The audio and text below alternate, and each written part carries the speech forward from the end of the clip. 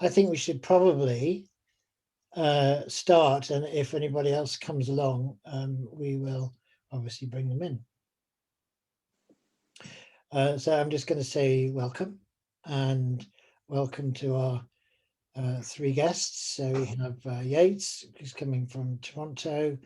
We have Libby. Libby, where are you coming from? Just Cornwall, just south of Launceston. Okay, yeah. And Annelies, I can't remember where you are either. Bristol. Bristol. Okay, great. So we have two from the southwest, one from a foreign country, or two from a foreign country, depending on how you view Cornwall.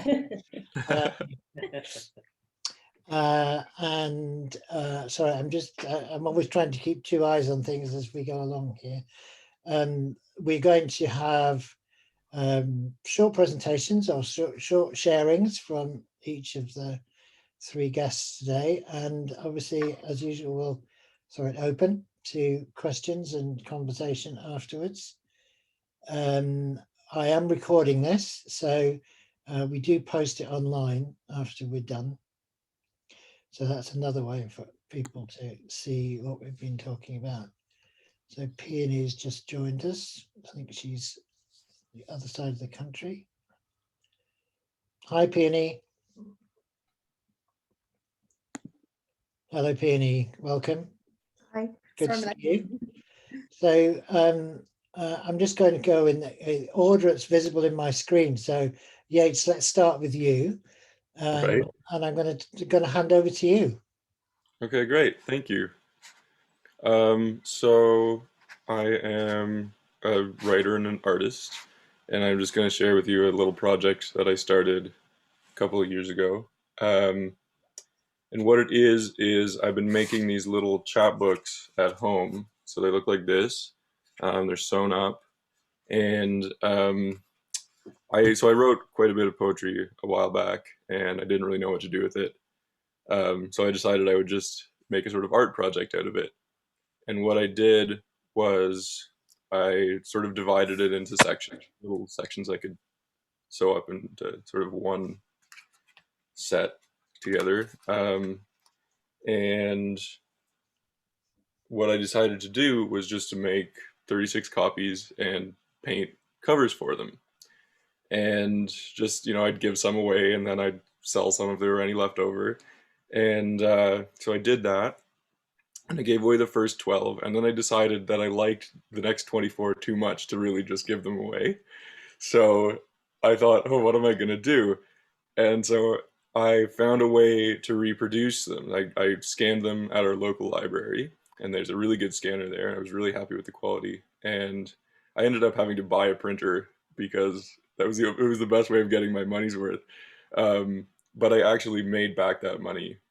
So I made 6 copies of each of those 24 covers, and I sewed them up at home, and I had a little party. And so what it was I had this sort of set of 24, so I could lay them out on the ground. And I'll show you a couple of different covers. I don't have an image of this one where they're all together, but you can see like there are all sorts of different ones, and so people would choose. I don't know how well you can really see these. Here's another one you can look at. But there are 24, and people could choose which one they want to buy. And then there are a couple of bookstores that chose a couple to keep as well. And so I just sort of had fun with it and sort of made this sort of weird little collection of books. And then I did it for the second one, and I'll show you if I can find. I thought I had a copy of it here.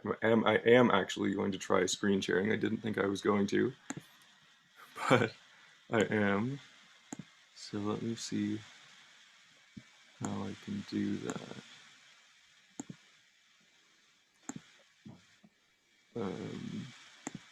Screen share. Maybe I'm not going to try to do this. I didn't think I was going to do this, but there is a picture on the website, or on our website. Oh yes, that's true. That's what I was thinking of. Yeah, I knew I didn't have to do this. So yes, there's a picture on the website where you can see the different covers of the second book together. Anyway, so that was my little project, and I am going to read you a poem from the first one, I think. See what you think of it. And yeah, that's what I'm talking about. And then, I don't know, I'll see if I have anything else to say after that. So this one is called Song of Happiness. The place was built of ancient stone, the forest round the gates was grown. What he remembered was all gone, a faded memory of a long-lost song. Don't give up now, my darling one. Can you not see the rising sun? Though castles fall and fires blaze, we must move on, we mustn't stop. For in the end we may find, the road may bend, and so may time, and lead us to our hidden dreams, the paradise of which we sing. He came to the hall of old red rock, to where they heard the prophets talk, the song they sang to warn the kings, the same song that this boy sings. Don't give up now, my darling one. Can you not see the rising sun? Though castles fall and fires blaze, we must move on, we mustn't stop. For in the end we may find, the road may bend, and so may time, and lead us to our hidden dreams, the paradise of which we sing. He came from a very foreign land, one where trees no longer stand. The song was something of a dream, but dreams are seldom what they seem. Not long ago there had been a fight, a long time of endless night, and they had sung their battle cry to the darkness in the sky. And all the universe was rent by this magic that they sent, and the few that did survive were happy just to be alive. Don't give up now, my darling one. Can you not see the rising sun? Though castles fall and fires blaze, we must move on, we mustn't stop. For in the end we may find, the road may bend, and so may time, and lead us to our hidden dreams, the paradise of which we sing. And those alive were left to seek the paradise of which the old songs speak. And he had found this fort of stone, which by the song he had been shown. So he called all those alive, and in 3 days they would arrive. And he went round and sang the song, for this way he could not be wrong. Don't give up now, my darling one. Can you not see the rising sun? Though castles fall and fires blaze, we must move on, we mustn't stop. For in the end we may find, the road may bend, and so may time, and lead us to our hidden dreams, the paradise of which we sing. He sang to the old stone walls, he sang to the empty halls, he sang to the river and the trees, he sang to the sunlight and the breeze. Then he walked out to the grassy space, above the cliff and shoreline place, and sang to the sky so blue, and paradise was born anew. You smile now, my darling one, for in the east you see the sun, though castles burnt and men did fall, the seagulls in the sky still call, and here a boy still sings the lines that have continued on through time, and lead on to our hidden dreams, the paradise of which we sing.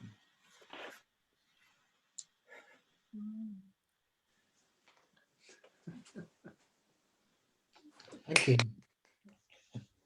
Come on, you give us some applause. Show us the inside of the book. I'm just curious to see how you've laid out the text. Yeah, so that's what I don't know how well you can see this. I'll tell you what I'm gonna do. I'm gonna spotlight you so that we can all see it better. There we go. Yeah. That's what the inside looks like, and then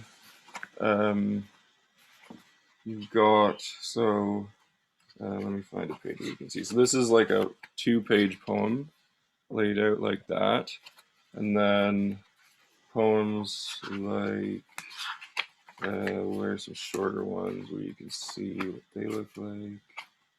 There aren't really any shorter ones in this book. I don't know. Yeah, so you can see like that's 2 poems on 2 pages, and then occasionally there's a break, and it looks like that. And then there's a copyright info at the back. Sure. So yeah, it's pretty straightforward.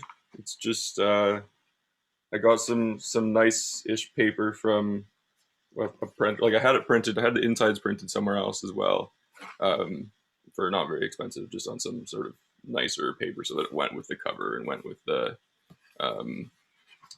whole sort of feel of the book. And it was fun. It was just a sort of little project to do something with what I'd made. So, so did you have you done a lot of writing, or was it going into poetry was it a new thing for this project, or? Well, I'd written these a while ago. So Okay. these were things I'd written actually when I was in high school, and I wrote a lot, and I didn't really know what to do with it. I didn't really want to try to publish it. Like I don't know. I don't feel like it's the kind of poetry people read. So I just sort of That's thought, an interesting comment, but yeah, I just thought, well, whatever. I'm gonna do something myself with it, because when I was in high school, I didn't want to do anything with it at all. I sure. wanted to, like, I submitted stuff to my high school magazine and stuff like that, and then I thought, well, I don't know what to do now. Um, so I just sort of left it all, and I stopped writing in university because it was just bad times for me, and I couldn't really write. Um, so it's been a while since I wrote poetry that I like, but I decided to do something with the stuff I do like, and so I just did a little project out of it. And I've been writing a little bit of other stuff, but this is sort of my first project of any. Because we just had a comment from Peony. He talked about listening to a melodic voice, and that was actually my reaction too. Was actually that the sense of rhythm is really interesting in the piece. It's almost more like something musical. It has a real kind of romping rhythm to it, which is really nice. Does anyone want to come in with a question or a comment for Yeats? Yeah, I'm just wondering, you wrote them a while ago.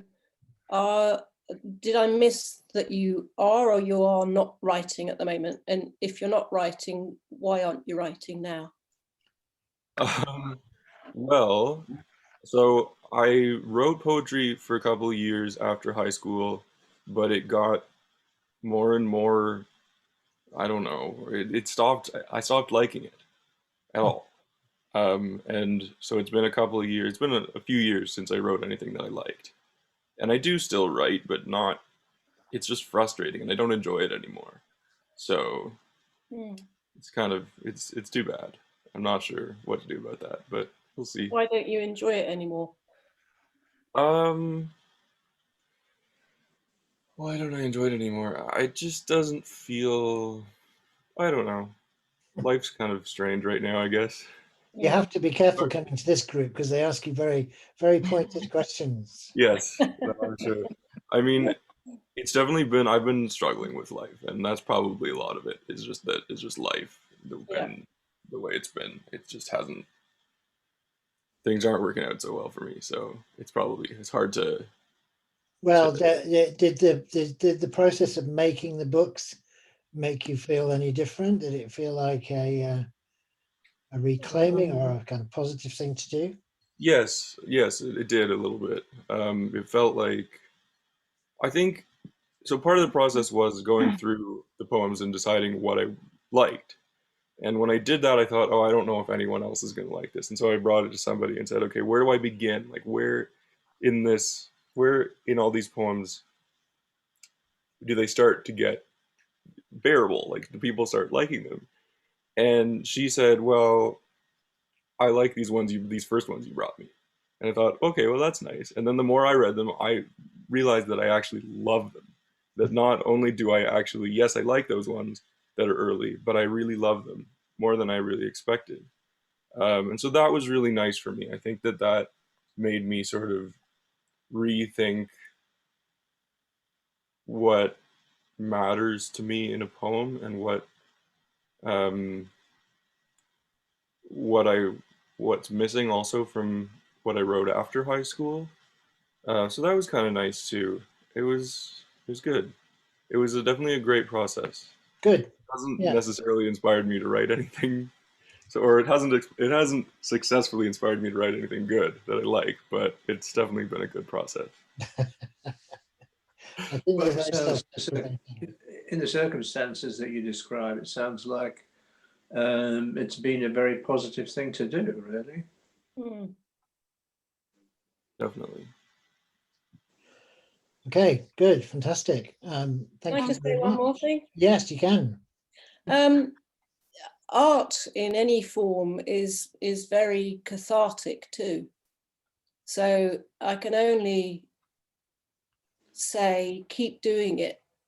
You know, you say you're writing things you don't like. Maybe that's because they're very maudlin. I don't know. But even if they are, it doesn't mean you shouldn't be writing. So keep doing it. Yeah. Mm. Well, Look thanks. at Leonard Cohen, you know, he just keep doing it, and it helps you work through things. Yeah, thank you, Jim. Yeah. Yeah, I would agree with that. So you just write from where you're at on that day at that time. Just go in and give it your all wherever you're at. Yeah. And I think it was Maggie Hambling said she makes her art her friend, and whatever state she's in, she goes into the studio and she's got a friend, and she just talks it through. Whether she's sad, happy, ecstatic, lonely, doesn't matter. She just goes and talks it through. And I love that. I remember that a lot. Yeah, it's good. That's a nice image. So next time we see you, we want to know you've been writing. Yes. Peony, Well, you have your hand up. You mentioned earlier about writing and people, whether people would like it, and I think with poetry, that's the thing. They don't have to like it. Yeah. You want them to be interested, perhaps, or if it's just for you, it doesn't matter. But they don't have to like it at all. Not with poetry. You just, not always, I don't think. So I wouldn't worry about that. I'd write for you first. Then, if you want to think more about other people, but it doesn't matter. Getting feedback from them and things isn't really always necessary in poetry, I don't think. Yeah. You first, I think. That's my feeling anyway. Yeah, I agree. Good, fantastic. Thank you, everyone. And we need to move on because time is already moving on, which is amazing. Annelies, why don't we go to you next? Okay. Hello, everybody. I first heard about art.earth through an exhibition we took part in. My sort of creative partner at the time, who started off Tandem Arts with me, we were sort of collaborating a little bit with our practices. And I don't know if anybody remembers an exhibition called Kingdom down in at art.earth gallery. So we were sort of doing a knitting together, which was all from plastic, which I collected over a period of a few years from the beaches. So anyhow, that's how I heard about art.earth. What I'm going to share is not actually to do with my work or Joanna's work. We just want to share something we did for the Big Draw festival. And so the two of us, at the moment, Tandem Arts is just me, and Tandem Arts evolves around me as a local artist, the locality, the studio, and sort of inviting people in and trying to do things with people, as well as do my own practice in the studio and do exhibitions and things. So maybe another thing to say about the location, Bristol is a sort of medium-sized city.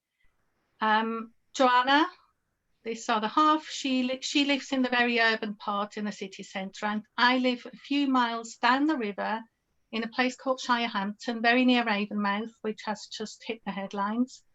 So one thing that sort of connects us as friends and artists is the river as well. So for this Big Draw event, we sort of picked the riverside to do this event in. So I've sort of done a little bit of a slideshow, images I took. Some of them are a little bit repetitive, but I just joined them all up and I'm just going to share them with you as they are. So yes, obviously Joanna is, as the ceramicist, she works with clay, mud, water. She does actually quite a lot of filming up in Bristol by the riverside. So can you all see? Yeah. Yeah, okay. So this is where we held this sort of socially distant drawing event in outdoor shelters by the pub, which is right down by the riverside, a very, very tidal area, I must say. So I approached the pub and asked, could we use them for the event? Joanna did a bit of a sample page, which you saw.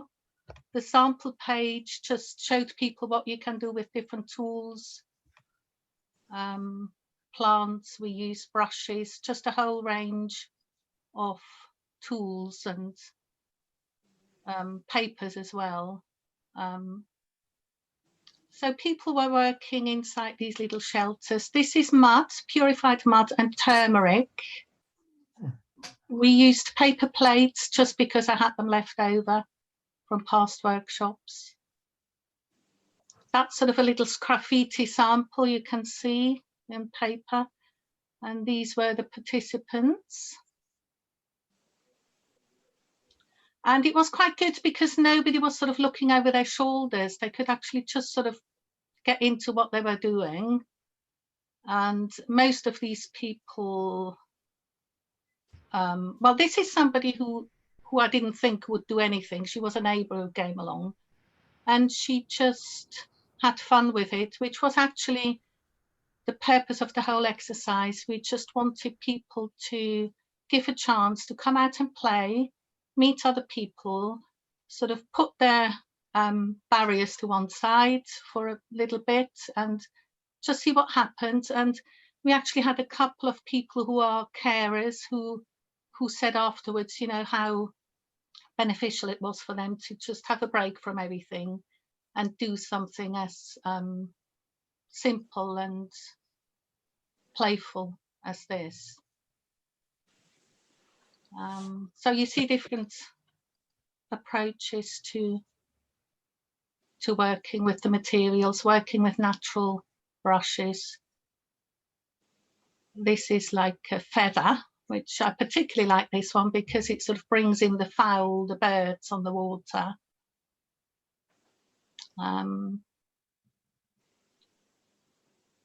This is somebody working quite delicately and sort of coming up with almost like a sea waterscape. Quite poetic, I thought. Very Japanese. Yeah. This, I also did a collection of quotes, river quotes, and this particular one is from Rilke, and it says, "May what I do flow from me like a river, no forcing and no holding back, the way it is with children."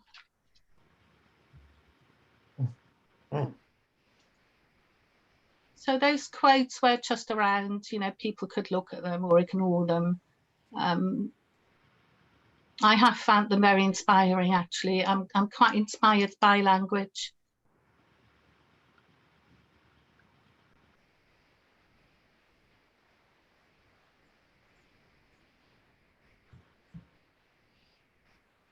And then we had a little, almost like a little gallery. So how long was this process? Because it seems like you have quite a lot of people taking part. We did 2 groups because it was like the rule of 6 applied at the time. So we had 6 in the morning and then we had another 6 in the afternoon. Okay. Yeah. Did you collect the mud before doing the painting? Yes, I left that to Joanna. She was in charge of the mud and the clay, and she purified it. So she brought it along ready-made. And I sort of I picked berries, elderberries, blackberries, sort of leading up to the event, and pressed some juices out of those.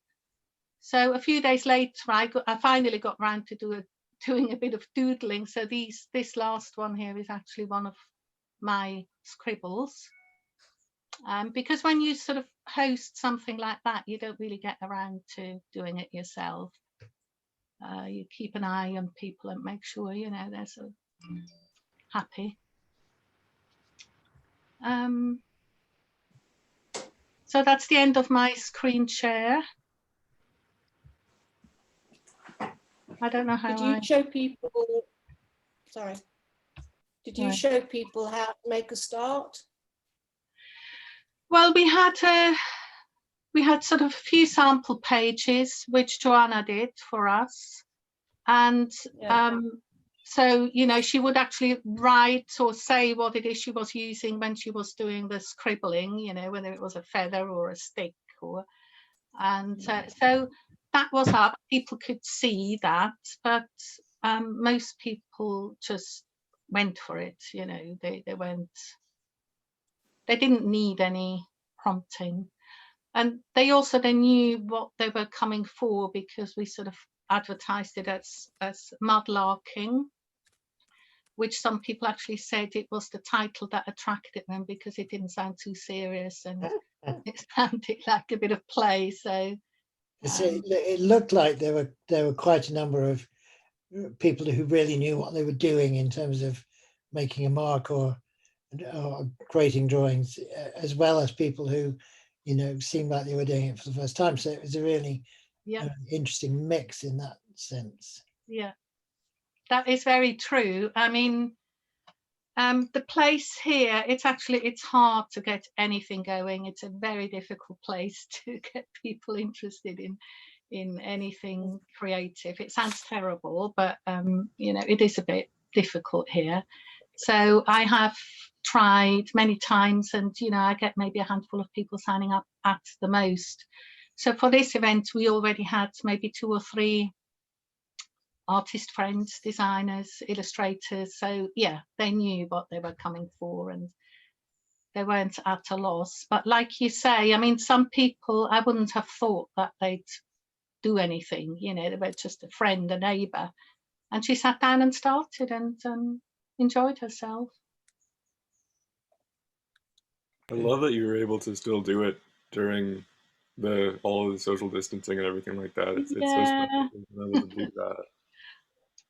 And I love that you found those little huts with the table. That's a great place to do it. Great location. Yeah.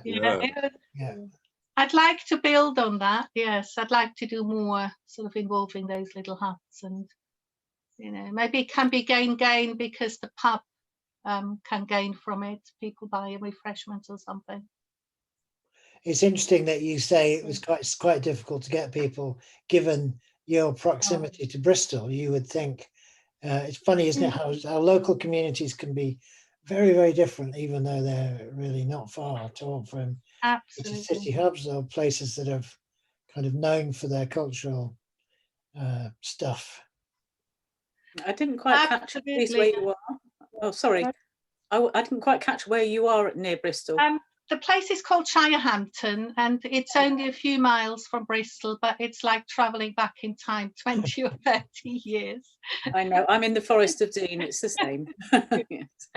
Yeah, it's very noticeable about this area. So it's nice to have, like, you know, artist friends on the river, just a few miles up, and you know, we can sort of work on ideas together, because it can be a little bit sort of disheartening and a bit isolating living in a place like Shirehampton, which is not far from Avonmouth, which has been in the headlines yesterday. Is that the place where the river had been destroyed? Is that different? I only just saw a story about that There was an explosion, wasn't there, I think? Oh, that's right. Yeah, there was a huge explosion there, wasn't there? Yeah. Thank you. And does anyone Have you else? thought about doing your work? Oh, sorry. I'm just wondering whether you'd thought about doing it in a more central place in Bristol. Yeah, we might do it up where Joanna lives, which is in Hotwells, which is also, it has got sort of public space, which artists have worked with. So we have been thinking of doing it up there as well. Yeah. Thank you.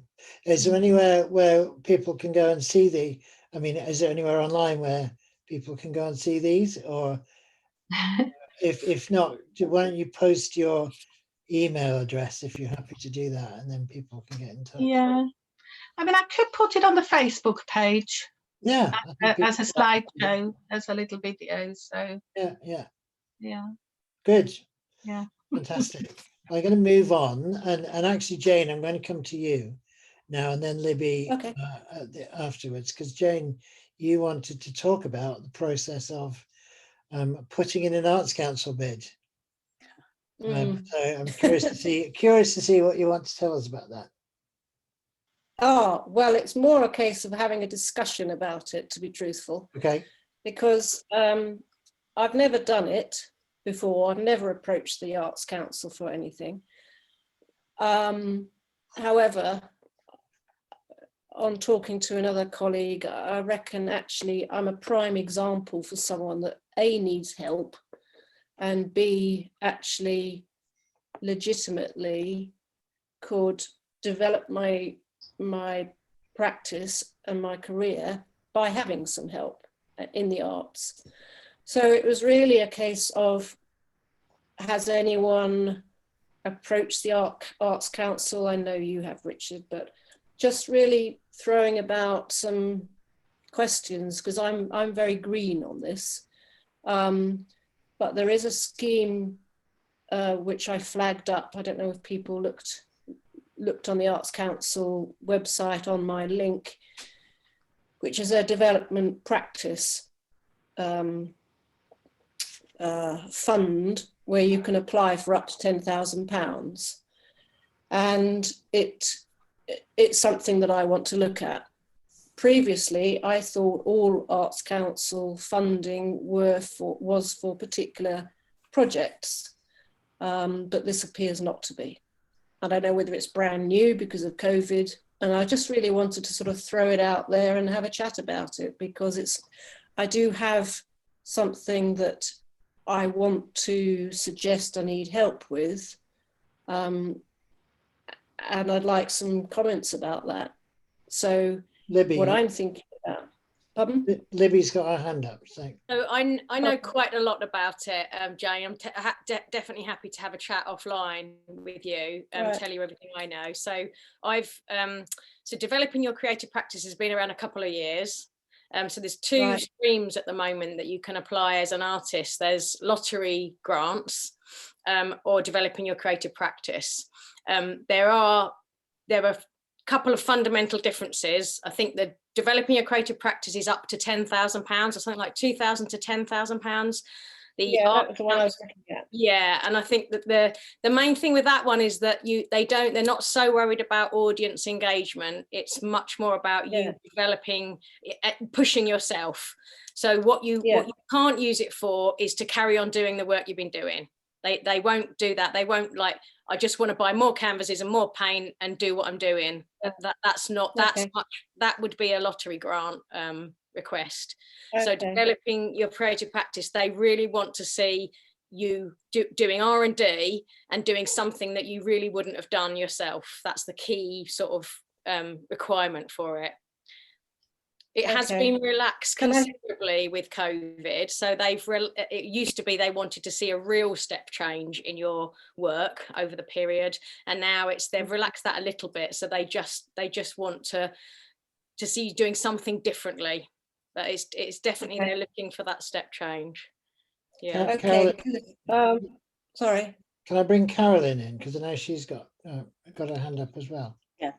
I totally what Libby was saying, the difference between those two.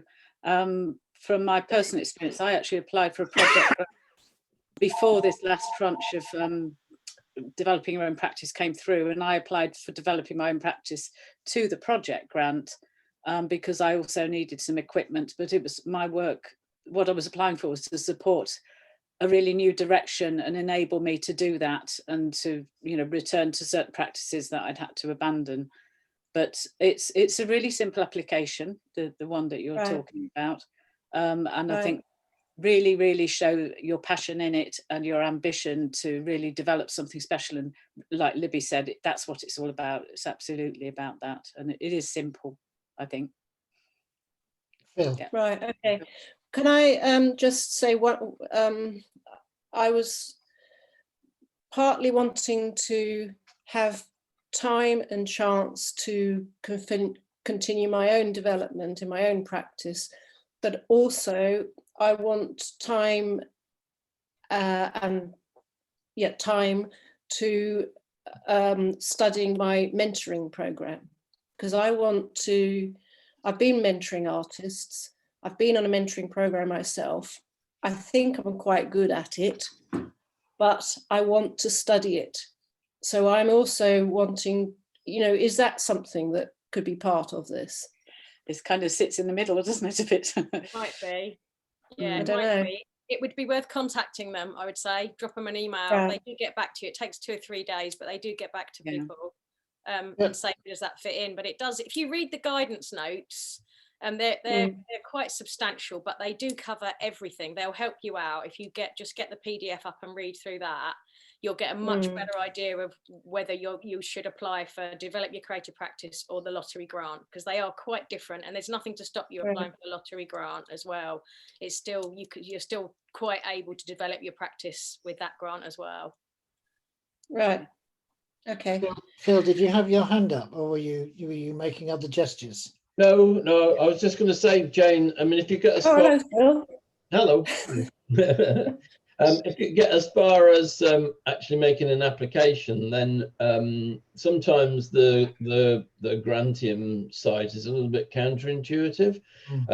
But what I've found is that there's a telephone helpline there, and I've found that the people on the other end absolutely superb. I mean, really, you know, fantastically helpful and really straightforward, and no sense that you're bothering them or anything. They're really good. So if you get that far, then don't be put off if the site is at first sight a little, you know, not entirely user friendly, because they really will steer you right through it. So. Could I just mention here, Phil, that unfortunately since the pandemic they don't have a telephone line support system. They are fantastic, their telephone line system, but it is all by email, so it's really frustrating, because you're right, they were always fantastic. And it's a monster of an application portal. It's the worst portal in the world. I agree. Terrible. It's so badly designed, and it's got worse because they keep amending it now, so that it's bonkers. But I think the main thing is to not kind of be overawed by it. Just kind of be completely honest about who you are and what you're trying to do, really, especially with developing your practice. I think Arts Council in particular, but funding bodies in general, can send out an aura of fear-inducing aura, and I don't think it needs to be that way. I think you need to be honest. But yeah, Phil's right, or Carolyn's right, that Grantium which is the software you use to apply, is truly awful. So you just have to kind of pretend that's not happening and do the best you can, really. Okay. The first thing to do, Jane, is to register on the system. Just get your registration in, and that takes a little while. That takes maybe 2 or 3 days for them to okay you as a submitter, and then you can decide what you want to apply for. So I would definitely do that. Get your registration in. You could do that today. It's like half an hour. No, I've already done that, and I came to some grinding halt because of this clunky Grantium, as you were saying. Oh God! It's best to do it at night when nobody else is using it, to be honest. Yeah, that's true. Yeah. Libby, I wouldn't mind having a chat with you or anyone, you know, if I don't know quite how to do that. Should I put my email down here? Yeah, I'll put my email in at the end. Yeah. Okay. So Libby, I'm going to move over to you for our final pitch here. I'm good.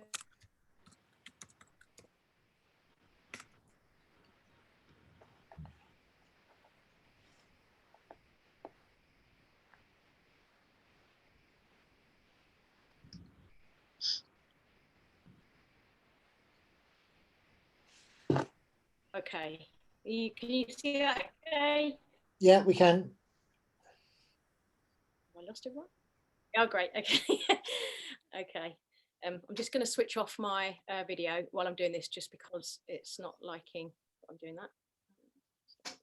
Okay, let's try it. So I've just called this a walk through the studio because I've got a few pieces that are in progress. None of these really are finished. Some of them are nearly finished, but quite a lot of them are various materials in progress that are just a holding point, waiting for my next move with them. I haven't shared them with very many people at all, but it's interesting that totally different people have come up with the same words to describe them, which I love. They're very much in line with the sort of words I want people to say about the work. But I thought this was a great opportunity just to get some more feedback on them. So I've just put some images into a PDF that I can just scroll through. I think I'll just quietly scroll through all of them, and then I'm really looking for what it says there, like what thoughts and feelings come to mind. Are there particular words? What words would you use to describe the flavour of the work? What are you curious about? And is there anything it reminds you of? So some people have told me about various poets that the work reminds them of, and I've looked them up and I find that really interesting. It helps me you know, see the work in context and add more to it. So I've got a note there. There's no titles on any of these yet, but I've put page numbers in so that if anybody wants to go back to a particular piece, like, we can easily go back to the page. So I'm just going to scroll through and then I'll take any questions or comments or feedback that anybody's got. Oh, that's a good start. Okay.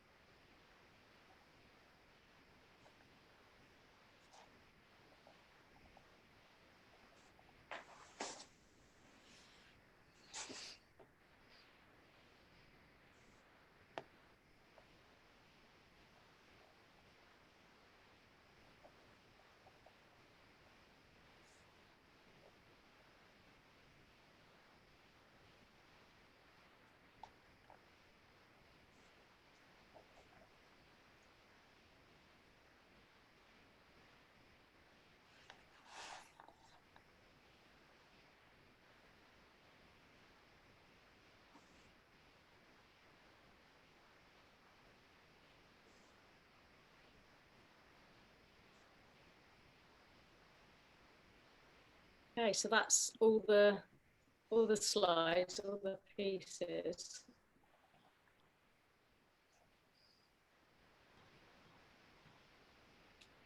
So I'm happy to scroll through again if anybody wants to just scroll back up again, or go to a page, or just gather your comments.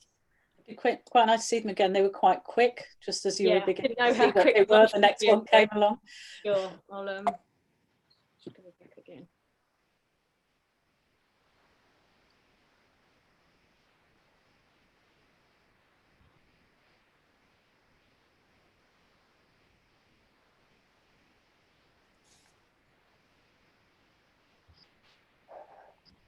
Curious about the material. Is it clay? Are they clay based? So these are this is a modeling wax. These the dark brown ones. It's a lost wax for bronze casting, but I made them, and then I'm not sure if I want to do them in bronze or not. That one there on the left, I probably will do that in bronze because I can sit in bronze, but I don't know. The others are on hold at the moment, wondering what to do with them.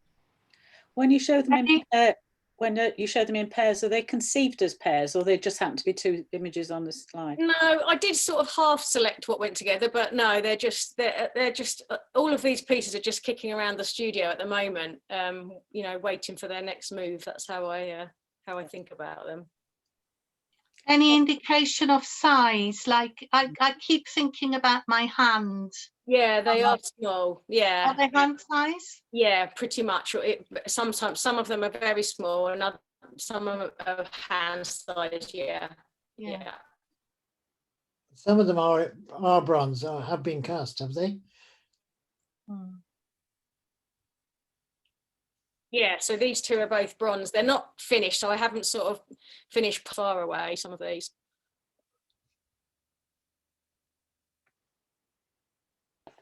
I find some of them quite uncomfortable. Do you? Because they're sort of particularly those two, because they're it's almost like they are physical beings, because you're referring to kind of real physicality sometimes, and yet some of them are clearly just natural forms, and I feel I find them quite unsettling, actually. I find those the most enjoyable, actually, particularly these two are my favourites, I think, and because it makes you think about the physicality of folding dough or handling. It really makes you want to handle something the same. And I love the frozen state of it. It's kind of an action that's being frozen. Really. I see that as a human form. To me, I wrote down for this one, I've written down quite a few words, but I've obviously missed a few. But mine was covering up and shy for these. Okay. Yeah. My feeling for these ones, and quite a few of them was that you're curling in within yourself. Yeah. It's like COVID, sheltering, hiding away in your, so it's all inward, looking inward on several of the pieces, like what I call the clamp, and quite a few of them have that inward feeling. Yeah, these two make me think of the words like a knot in your stomach. I don't know whether there's actually an English expression for that. It may be coming from the German language, but it's when people describe, something they feel in their stomach. That is an English phrase. That resonates. Yeah. That's something you would say.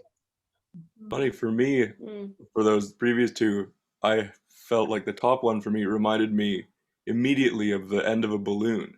For me, it brought up it's a very positive feeling of just this this funny little curled up, cozy sort of feeling with like joy from balloons but the bottom one is not nearly the same feeling. It is I do get much more of the sort of something hidden and something sort of secret about it. I want to open that one up and see what's inside it. That's the feeling I get from the one below. And the very first one, I've written down the word fetal.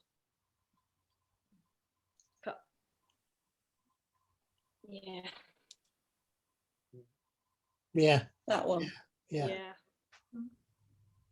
That's funny because for me, I was thinking that it's somebody very old or someone very, not necessarily very old, but very like somebody who is near death, who is who's sort of been curled over, waiting to die, hiding in the dark. This is why I use the word unsettling, because I think all of those it is both a fetus and an organism that's shrinking away to nothing. Yeah, and I don't mean it negatively at all, but I find quite a lot of it for me kind of straddles different ground and straddles different boundaries. Yeah, that's perfect, because I think there's something about them that I like, the ambiguity of them, that different people have very strong responses, and they're either I don't like it, makes me feel uncomfortable, or oh, isn't that like precious, isn't that beautiful and precious. That's I love these comments. Thank you for this. I saw this one as a treasure, almost like an archaeological treasure to be uncovered, and that you couldn't quite guess what it was. Well, yeah, it's got a beak and it's got eyes, but only if you look at it in a particular way. I was thinking of the previous one. Sorry. Yeah.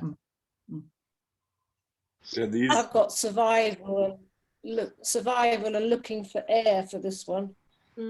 I just thought life and death.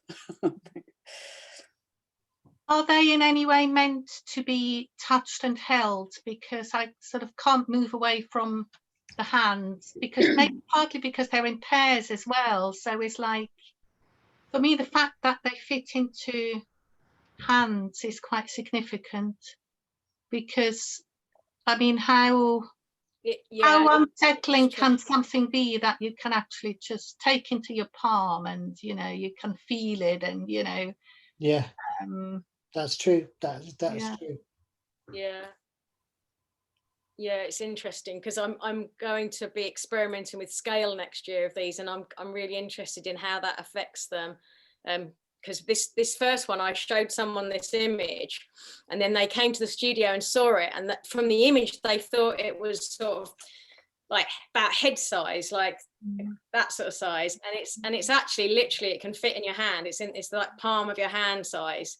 And she when she saw the image of it, she went, oh, like I don't know if I like it. It's like, it feels like it's like toxic or something. I don't like it. And when she saw it in reality, she went, oh, it's precious. Oh, it's beautiful. And she wanted to hold it and touch it. And I love that.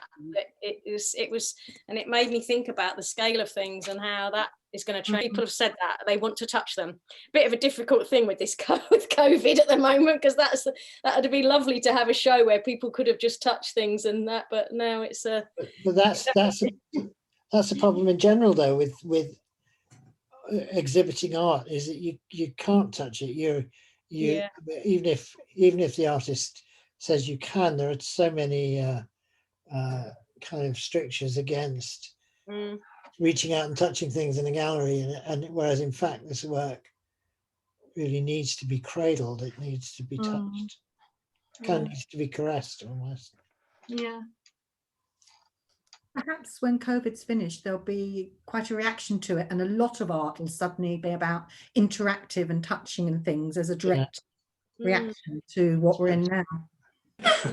Maybe. So Libby, if you could unshare, I think we are just about at the end of our time. Thank you for that. That was much appreciated, all those comments. Good. Anybody got anything else they would like to throw in as we head towards 2 o'clock? Sorry, can I just say something about the last work? I thought that they were entities, because though they were connected, they were also completely disconnected, and it was almost like they were a completely new language for me. Like nature is a language in the sense that you have different parts of nature. It was like a new set of entities. That was how I perceived them. They was quite creature-like. Yeah. Could they be described as biomorphic? Yeah, I think some of them you probably could describe as biomorphic. Not deliberately, perhaps, but there's that feel about them. anyway, we should wrap things up. So it's been great. Thank you. Thanks to all of the sharers, all the presenters. You could last chance to put anything up on the chat if you want to share any information there. We will, as I say, we will share this video on the website probably tomorrow. But thanks again for joining us. We are going to do a January one, which we never do usually, but not on first Friday. So we'll do it on the 8th, which is actually the second Friday, which is breaking all the rules. I also just want to share with you our latest bit of excitement, which is a new book, which is due back from the printer next week. So we should be sending these out, but this is our latest book, which is a fabulous collection of art and thought and what's the usual kind of wide-ranging art.earth stuff. It's got all the different things in it. Have a look on the website. You can get a sense of what it is. I think that's it for me. And Carolyn, thank you for sharing the river film there, which people can see in the chat. I will put the chat up as well. So if there's links and information there, that will be shared as well. Okay, I think that's it. Thank you, everyone. Lovely. Thanks. Thank you. Thank you very much. Thank you. Bye. Bye-bye. Bye. Happy Christmas. And you too. Later.